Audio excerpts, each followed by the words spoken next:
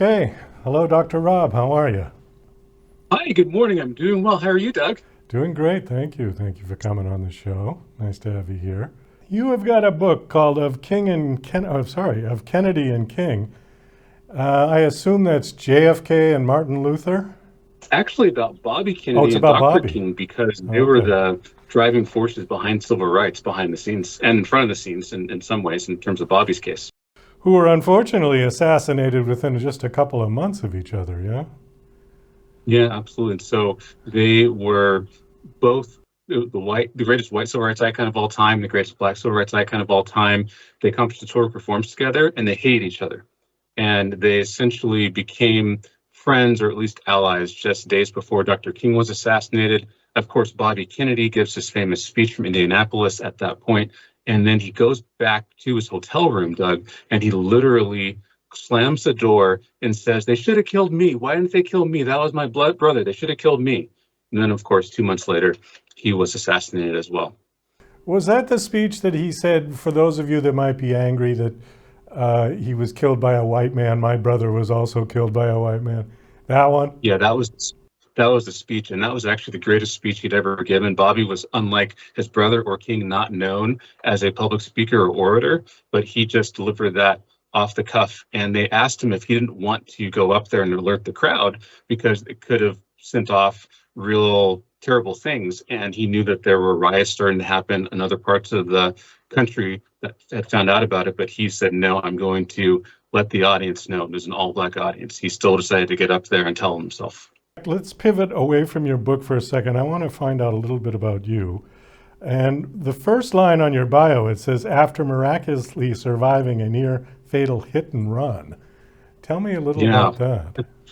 yeah, absolutely. So this was in the mid 2000s to 2010s. I was walking across the street in downtown Los Angeles, where I was living at the time, and I was going from right to left. And as I was going from right to left, a car came from the right to make a right-hand turn. I turned around and said, "Please slow down." And as I did that, a car came from the left, hit me. I flew over the car, smacked the pavement. Blood was gushing down my face. I couldn't feel my front teeth. They took me to the emergency room, and at that point, they wrapped my head like a mummy and said, "You have a skull fracture, you have facial lacerations, and this is going to be very expensive." And I told them no.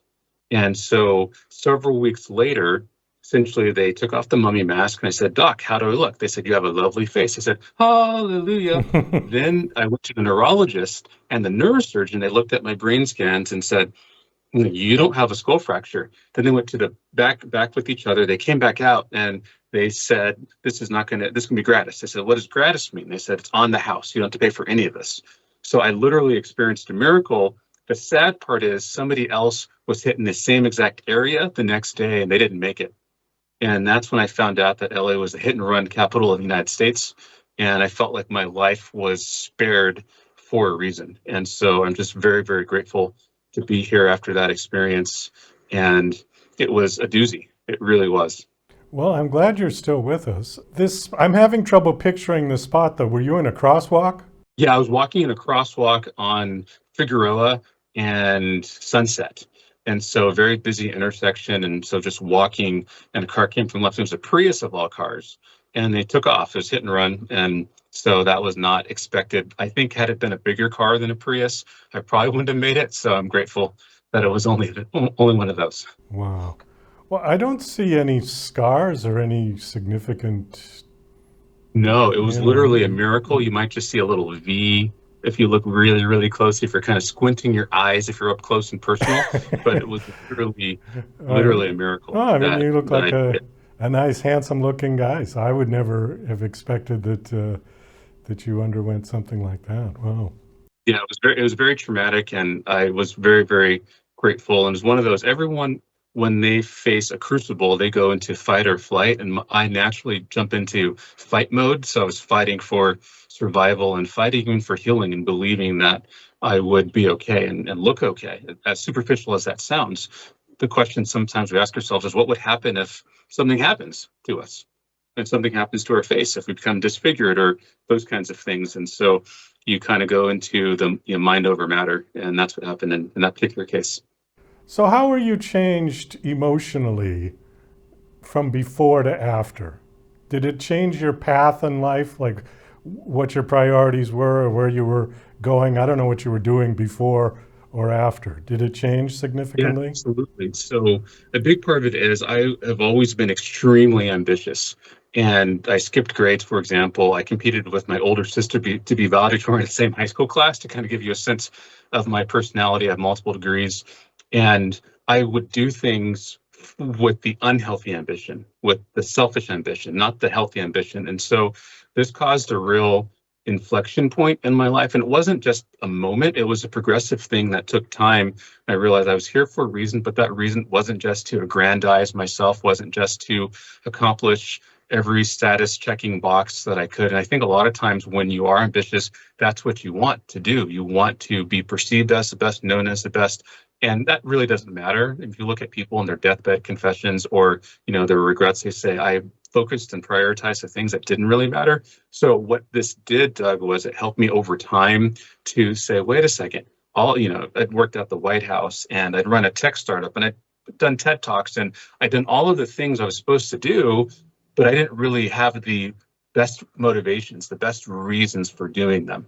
And so that changed my motives to really wanting to focus on doing things for the right reason. And that is investing in other people, loving other people. So if we're not loving other people, serving other people, our talents, our gifts that we're given, whether it be our brains, our speaking, our brawn, or whatever the case is to serve others. And so it really reoriented my mindset to being more service oriented instead of just about myself. Now, I wasn't somebody who looked down on others per se before that, but it was more of I'm just thinking about me all the time, constantly. And that's not why I think I was spared. I was spared to love people, to invest in my students, for example, at UCLA, to invest in people through books, through movies, through other types of creative works, to really give what I have as a gift to others, not because I want anything out of it, because it's going to help improve people's lives and help improve society in some small or big kind of way.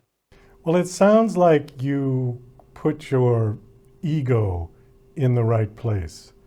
Ego is a powerful force that people can use for good or for evil, depending on what their motivation is. And it sounds like you put yours in the place that is serving rather than self-serving. You know? Yeah, and that can be really tough, Doug, because it's a struggle. And especially for men, I think it's a battle. Ambitious men, it's not, it's a struggle that you don't always conquer, and then it rears its ugly head at times. But there's a great book, Brian Holiday wrote it, called Ego is the Enemy, and that really helped kind of center things and just really focusing on humility and those types of things. And it's not just to appear noble, but to truly be that way. Because if you think about it, we're also dependent on other people. No matter how smart we are, how great we are, there are other people who not only know more, but they did other things. So if we're a physicist, as an example, we might win a Nobel Prize, but we may not necessarily know how to put together a combustion engine for a car. We don't know how to grow our own food or make our own clothes. We don't know how to operate a plane. We don't know how to pave a street. We literally may have one or two, or if we're lucky, a few competencies, but most things in life we're either incompetent or we're extremely dependent or reliant on other people. And so I have to remind myself of that constantly, because if you get really positive feedback or people tell you you're this, you're that, you say, well, yeah, I have one or two lanes that I operate in and I have strengths in, but there are literally millions, even billions of other lanes of competencies and of talents and of gifts other people have that I don't have and will never have. And that they make my life better because they decided to do something with their talent and their determination. I'll tell you a quick story and then let's get back to your book. I had a good friend of mine years ago who was a lawyer, and he was probably one of the best lawyers in Boston. But he bought a new car, and we went he said, hey, come on, let's go for a ride in my new car. He couldn't figure out how to turn on the windshield wipers. And I had to show him, so it just blew my mind that, here this guy was so brilliant in the courtroom, but outside the courtroom, he was like a 3-year-old, and It's a totally different story. yeah, it was That's a funny. very It's true, strange. and that's how we are. And me being on campus at UCLA, around these brilliant professors and other professors, and they're really good in one thing, but then outside of that domain, and that's why I always think that it's really interesting when people have huge egos and are very arrogant, because you just say, wait a second, okay, that intelligence got you the car, but you can't turn on the wipers. Yeah. It's interesting. Yeah. So of Kennedy and King, now you had said before that they did not like each other. Why? Yeah. Why is that? I never heard that. Yeah, no, so they weren't necessarily mortal enemies, but they had an extreme dislike of each other. Part of it came because there was a meeting between JFK and Dr. King with Bobby there, and JFK wanted King's endorsement to get the black vote in the swing state of Illinois so that it could put him into the presidency. King refused, so Bobby was upset. And then King was incarcerated during the campaign, and Bobby bailed King out. And King still refused to endorse JFK, but Bobby pretended as though King did by sending out these flyers in this publicity campaign in black areas, was able to get the black vote in Chicago, win the presidency because of Illinois. And so King says, okay, well, Bobby used me. Well, I want to meet with the president now that he's in the White House. Bobby refused to allow King to meet with this president. So Dr. King decides to launch protests and sit-ins and even the March on Washington in response to Bobby and JFK. Essentially, the March on Washington was an indictment on the Kennedys. And so they were going back and forth quite, honestly, constantly. They didn't like each other. They're both around the same age. They're both very young. King was 31, Bobby was 34 when JFK became president, and Bobby became the attorney general. Bobby was blackmailed into wiretapping King, authorizing the wiretap, because J. Edgar Hoover had sex tapes on JFK. And so he said, if you don't authorize the wiretap on Dr. King, then I'm going to reveal information about your brother. So Bobby did that. And then JFK told that to Dr. King that, hey, you were a wiretap, my brother authorized it. So there was a lot of drama that was going on between them. And King thought that Bobby wasn't sincere in civil rights. And in the beginning, he wasn't. Bobby became the greatest white civil rights icon of all time because he transformed over the course of the 60s, and King was pushing him to transform. And by the end, they became allies. But they were just so different, Doug, from one another. One was white, one was black, one was rich, one was poor, one was northern, one was southern, one was Catholic, one was Baptist. They just had different orientations about the world. And they realized, I think, that they were actually mirrors to each other. They were both extremely stubborn men. And they're like, wow, we're kind of the same person. And when they realized that, they were able to overcome their fight, their battle. And then also taken to the account of a political battle where Bobby obviously was loyal to his brother and his brother getting elected president. There's always backdoor deals, under the table deals, and if Dr. King wasn't going to play, or he was perceived as not going to play, then yeah, that makes sense. It's also interesting to me to see the parallel between the civil rights movement that was going on in 1960 and the gay rights marriage going on during Obama's administration. Because like JFK, Obama was quiet about gay marriage in his first term.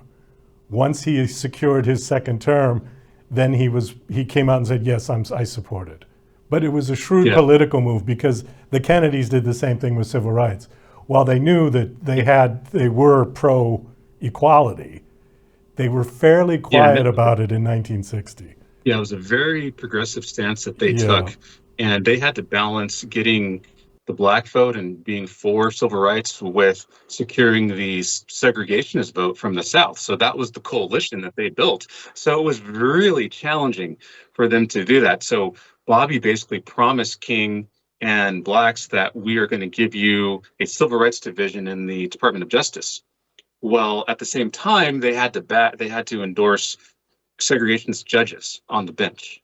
And so it was a very kind of shrewd act. But what's interesting is it became a moral cause when they saw the Children's March, when the little girls had dogs put on them, hoses put on them, those kinds of things. And when JFK was assassinated, Bobby went through this incredible personal transformation of trauma. He would actually wear his brother's clothes, he'd mimic him, and he became the embodiment on civil rights of what people thought JFK was. And so when he was running for Senate in New York in the mid 60s and later for president, he was somebody who spoke in moral terms about civil rights, and he really only campaigned in black and brown areas. And he knew, just like we all know, King knew that he was going to die because of the death threats, etc. Bobby likewise knew that he was going to die and that he didn't care because he wanted to see equality.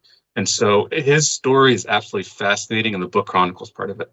Well, I think on that, we're going to have to wind this up. Our 15 minutes just flew by. Thank you so much for coming on the show. The book is called Of Kennedy and King. Has it been released? Yeah, just was released the last couple of weeks, became an Amazon #1 bestseller in historical fiction. And so it's out available on Amazon, Barnes & Noble, and wherever books are sold. Okay. Last question. Do you have a website you want to give out? Sure, absolutely. So it's just robcarpenter.org, and you can see books and what I'm up to. Okay. Well, Dr. Rob, thanks so much for coming on. I know we could have gone on a lot longer. It's a big topic, but I think we gave people a good overview. Take care and best of luck with your book. Hope it does well. Thank you so much. Appreciate you, Doug.